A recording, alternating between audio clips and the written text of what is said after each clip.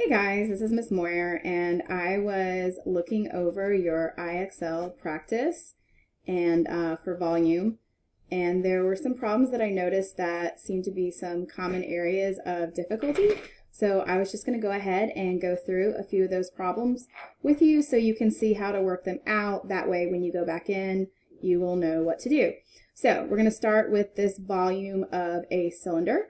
And so I'm going to kind of shift on over to my camera here. So I've got my formulas written up here just so I can remind myself. So with cylinder, remember, it's basically like you think about a whole bunch of circles stacked on top of each other. So you're finding the area of, either the base or the top, however you want to think of it, that pi r squared, but then you've got to multiply it by the height. Now, here is a common thing they're going to kind of put in here to trick you. Now, if we look at our formula, you know that you need radius, but they didn't give you the radius, they gave you the diameter. So first you've got to take that diameter because 22 is your diameter. And what we really want for the problem is the radius. So radius is going to be half that diameter. So your radius is actually going to be 11.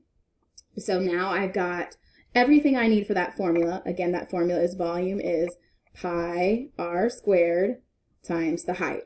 So now I can just plug my numbers into the formula, and we're going to use 3.14 for pi like we usually do.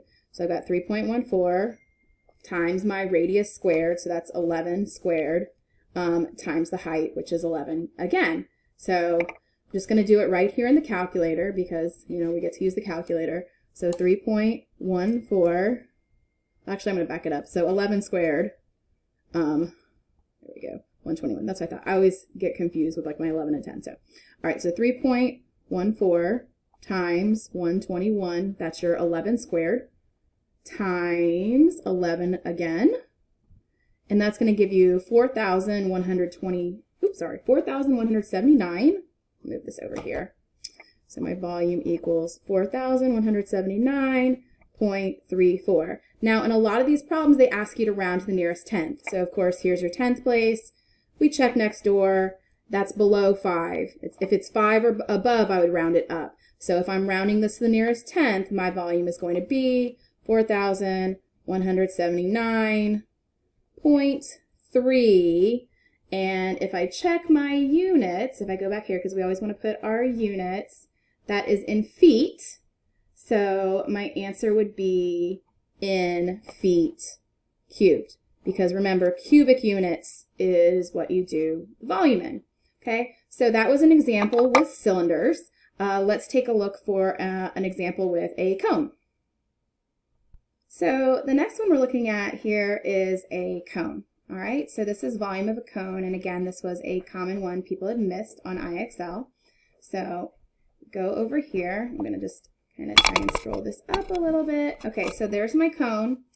I've got my height, and again, they've given me a diameter, so, again, we're going to have to address this. Now, I know when you look at the formula, they're going to tell you 1/3 pi r squared times height. But guys, we know if we're multiplying by 1 and dividing by 3, that's really just the same as dividing by 3. So I kind of think of it as doing all of this stuff like you would with a cylinder, but then just dividing by 3. Because it's kind of like if you think of that cone as being like that cylinder, but it kind of shrinks as it gets towards the top. So that's why that dividing by 3 is happening. And if you watch the video, when I first posted this stuff, you would really kind of see how those volumes are comparable. All right, so let's deal with this radius diameter situation first. So what they gave us was a diameter equal to 4. So that tells us our radius is going to be equal to 2. Okay, so now I have the information I need for this problem. So I'm going to go ahead and plug it into my equation. So again, 3.14 for pi, 3.14 times my radius squared, 2 squared, which actually is 4, and then times my height, which is 7, times 7, and then I'm going to divide that whole thing by 3. I'm going to go ahead and break this down a little bit before I put it in the calculator. So 2 squared, that's 4, 4 times 7, so really I've got 3.14 times 4 times 7, so 3.14 times 28, and then it's going to be all of that divided by 3. So now I'm going to go back to my calculator over here, 3.14 times 28 and then I'm going to divide that by 3. So that gives me 29.30, and then it looks like I've got a repeating 6. So my volume is equal to 29.30, and then that 6 is repeating. So again, if we're rounding this to the nearest tenth, that's going to be 29.3, and it was feet, so it would be feet cubed. All right, so that is an example for cone.